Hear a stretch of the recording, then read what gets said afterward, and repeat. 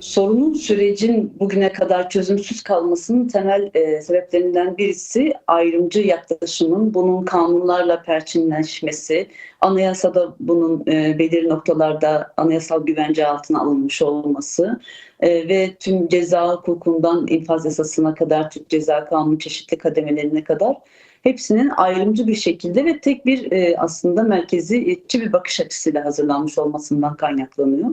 Şimdi o yüzden tüm bu kanunların sorunları çözebilecek ve yeni sorunların doğmasının önüne geçebilecek bir tarzda hazırlanması gerekiyor ve bu konuda da toplumun da ikna olması, devlet kurullarının da buna göre çalışmalarının güncellenmesi ve mevzuatın yeniden yapılması, önümüzdeki dönemin yeni sorunlara açmayacak şekilde kapsayıcı olabilmesi açısından tekrar düzenlenmesi, demokratikleşmesi, entegrasyon yasasından, biz onu barış yasası olarak demokratik entegrasyon deriz.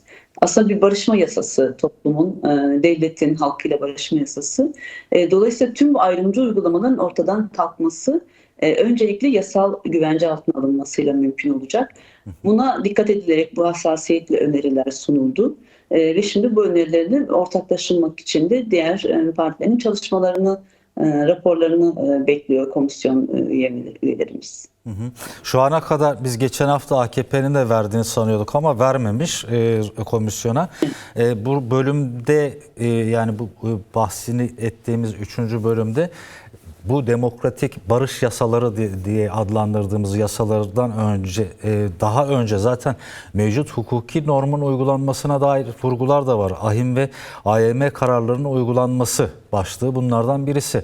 Yani şu an itibariyle Meclis Komisyonu'nda bütün partiler kendi raporlarını sunmuş değil. MHP'nin raporu var bilindiği kadarıyla, basına yansıdıkları kadarıyla biz dosyamızda bunu işlemeye, bazı başlıkları vermeye çalıştık ama gördüğümüz kadarıyla biz gazeteciler olarak bu güvenlikçi yaklaşım, güvenlikçi zihniyet veyahut da geçmişten kaynaklı, geçmişin uzunca yıllardır süren çatışmalı süreçten kaynaklı o karabasanların etkisi hala hakim gibi gözüküyor. Yani bu mecliste yoğun bir tartışma sürecinde beraberinde getireceği anlamını çıkarıyorum ben. Neler söylemek istersiniz? Yani bir yanda DEM Parti'nin demokratik bir gelecek için sunmuş olduğu oldukça kapsamlı, ayrıntılı, detayda verilmiş zaten kanunlardaki hangi maddeler, hangi yasaların değiştirilmesi, demokratikleştirilmesi gerektiğine kadar oldukça uzun.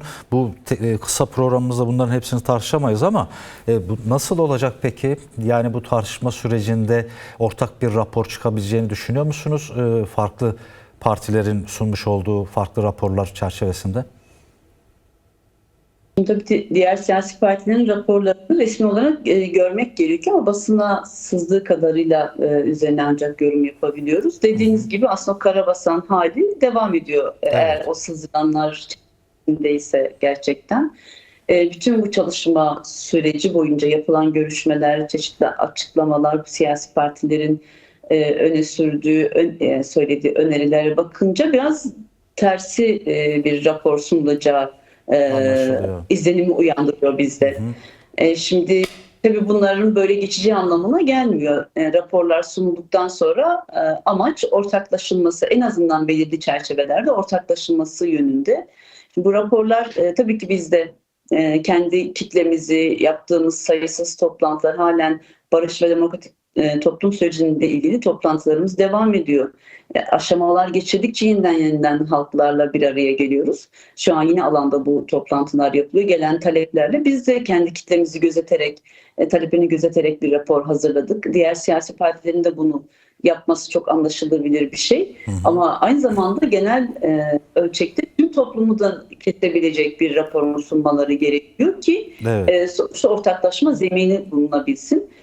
Şimdi gelen raporlar sadece kendi kitlelerinin taleplerine göre olursa iş zorlaşacak. Fakat ortak müşterek bir hat bulunarak, yani amaç oydu komisyonda. Bahsedilen, bize de ifade edildiği şekliyle belirli başlı çerçevelerde anlaşılıp ortak bir şekilde meclise sunulmasıydı. Şimdi biraz bütçe dönemi de olduğu için meclis çalışmaları biraz daha ağır gidiyor. Partiler siyasi partiler raporlarını tamamladığında biraz daha anlayacağız durumu. Yani şimdiden konuşmak, peşinden konuşmak mümkün değil kuşkusuz ama asgari müşterekte bir konsensüsün sağlanması gerekir ki yola devam edilebilsin.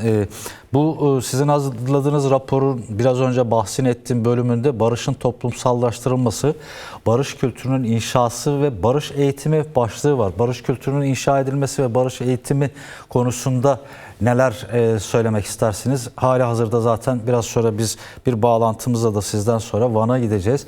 Halk toplantıları yapılıyor, halk buluşmaları yapılıyor, onlar dinleniyor, tartışmalar sürdürülüyor. Bu konuya dair de yorum ve değerlendirmenizi duymak isteriz değerli Bulut.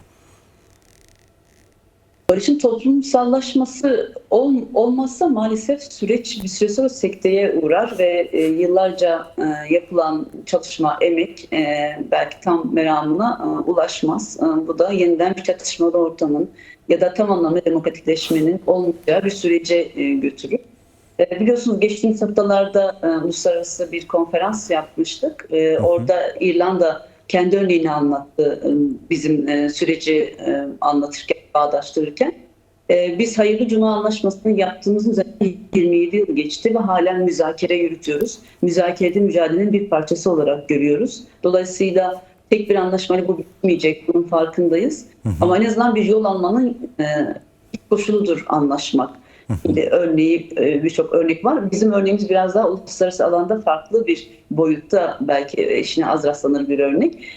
Ama buradaki barış toplumsallaşması, toplumun her kesimi genel hatlarıyla ikna olmazsa, siyasi partiler de kendi kitlesini bu konuda ikna edemezse, barış istiyoruz ama niye istediğimiz tam anlatılamazsa biz barışı demokratikleşmek, ortak bir hatta yaşayabilmek, bu ülkenin özgürleşmesi, hakkın hukukun yerine getirilmesi, işte birçok haksızlığı, yas hakkından mezarlara dağıtılan, yıkılan insanlar yaşadığı zulümden, gözaltındaki kayıplar, faili mektule kadar hepsinin açığa çıkıp toplumun ikna edilmesi gerekiyor. Evet. Bu da herkes için geçerli. Cezaevindeki tutsaklara kadar hukuksuzluğun hüküm sürdüğü bir toprak olmadığı müddetçe barışın toplumsallaşması mümkün olacak ve bunu anlatmak gerekecek topluma.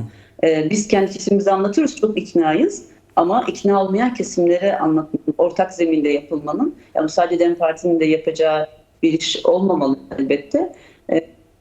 Bütün bu çalışmaların sonucunda eğer barış tüm toplum kesimlerinin temel ihtiyacı haline gelip yasalar da buna göre düzenlenebilirse önümüzdeki dönemdeki süreçte daha iyi ilerleyecek, daha barış ilerleyecek. Peki siz de söylediğiniz raporda da geçiyor, yani bu bahsini ettiğiniz meselelerin tabanda çözüme kavuşması, en azından zihinlerde çözüme kavuşması açısından bu Hakikat ve Adalet Komisyonu'nun işlevi de çok önemli olacak kuşkusuz. Yani geçmişte yaşanmış birçok faili meçhul diye adlandırılan faili belli cinayetlerin aydınlatılması talebi var. Gözaltında kayıpların yıllardır süren mücadele var. Kimi Kürt liderlerin hala geçmişteki isyanlardaki liderlerin mezar yerlerinin dahi bilinmemesi gibi başlıklar var. Bu bağlamıyla meclis komisyonundaki bir taraf olarak, parti olarak Hakikat ve Adalet Komisyonu'nun oluşturulması için de bir diğer partilerle ortak bir konsensüs üzerinde çalışacak mısınız? Bu konuya dair yorumunuzu duymak isteriz, değerlendirmenizi değerli Bulut. Tabii bu süreç sadece komisyonun kalmamalı. Komisyonda sayısız kurum geldi. Her tarafın önerdiği kurumlar anlattı. Kendi yaşadıklarını, kendi bakış açılarıyla anlattılar ama hakikatler var. Bunların açığa çıkarılması için mecliste ortak bir komisyonla araştırılması gerekiyor. Biz bir takım iddialarda bulunuyoruz yıllardır. Bunun kanıtlarıyla, toplumun önünde yaşanmış birçok örnekleriyle, dosyalarıyla, hukuki boyutlarıyla, uluslararası alandaki birçok çalışmayla var. Ama bunun hakkını teslim edilmesi gerekiyor. Bu ülkenin kurulduğundan beri birçok katliam yaşandı, birçok ölüm yaşandı, mezarsızlık politikası, insanların halen cenazelerinin yasını tutamama, mezarını koruyamama ya da kanunlar karşısında savunmasız bırakılma gibi birçok zulme uğratılıyor. Gözaltında kayıpların halen yasını, izini süren sayısız insan var. Yakınlarından bahsetmiyoruz sadece. Yakınları başta, yoldaşları, herkes bunun bir açığa çıkarılmasını ve geçmişte yaşanan acılar evet bitmeyecek. O acı hep insanlarla devam edecek ama en azından bir sonuca ulaştığını, en azından mezarlarına kavuşulduğunu, en azından gerçeklerin açığa çıkarıldığının hakikati yansıdığında topluma, işte barışın toplumsallaşmasının bir diğer ayağı da böyle olacak. Evet. Birçok faili meçhul cinayet var. Acılarla bu topraklarda yoruldu. Faili belli olan meçhul cinayette bırakılan. Bunların hepsinin açığa çıkarılması, halen işte cezaevleri bir aşaması, önemli bir aşaması. Halen hukuksuzca birçok insan cezaevinde tutuluyor. Bu bütün aşamalar Meclis Komisyonu'nun çalışmalarından sonra meclise sunulacak olan tasarıyla beraber başka aşamaların ortaya çıkması ve toplumun beklentilerinin karşılanması gerekiyor. Onlardan birisi de bu hakikat ve Adalet Komisyonu'nun kurulmasıyla mümkün olacak, meclis çatısı altında resmileşebilmesi için. Son olarak biz bu kayyum politikalarına ilişkin de bu raporda neler ifade ettiğinizi paylaşırsanız seviniriz. Aynı zamanda bu kayyum politikaları kuşkusuz 1996'da Türkiye'nin Avrupa Birliği ile yapmış olduğu yerel yönetimler ve özerklik anlaşması vardı. İmza da atmışlardı belirli şerhler koyarak. Bununla da bağlantılı bir konu. Bu konuya dair de değerlendirmenizi duymak isteriz. Tekrar söz size vereyim. Buyurun. En başta kayyum rejiminin sonlandırılması gerekiyor. Seçilmişlerin adı üzerinde seçilmişler toplum tarafından gidip oyunuzu kullanarak yasal bir sorumluluğunuzu yerine getirerek yapıyorsunuz, seçiyorsunuz ve seçilmişler devlet tarafından kayyum atanıyor ve geri alınıyor. Sizin iradeniz gasp ediliyor. Dolayısıyla bu sistemin sonlandırılması, bir kanunu dayanıyorlar. O kanunların ortadan kaldırılması, düzenlemelerin gerçekleştirilmesi, şeffaflaştırılması ve insanların seçme ve seçilme hakkının verilmiş olan bu hakkın yeniden teslim edilmesi gerekiyor. Biraz coğrafi esasa göre çoğunlukla maalesef yapıldı. Kürdistan coğrafyasında kayyum rejimi hayata geçirildi. Bunun ortadan kaldırılması ve bugüne kadar atanmış olan kayyumların da sonlandırılması ve bu sistemin gerekli mevzuatlarda düzenlenmesi ve artık tamamen yok edilmesi gerekiyor. Bu ortak bir yani mekanizmalara güveni tazeleyecek de bir süreç olacak aynı zamanda. Meşru sistemin meşruiyetin kazanma hakkını ve seçilme hakkının, en demokratik hakkınızın ortadan kaldırılmasının engellenmiş, tamamen ortadan kaldırılmasıyla mümkün olacak. O yüzden kayyum rejiminde sonlandırılması gerekiyor temel taleplerimizden birisi olarak.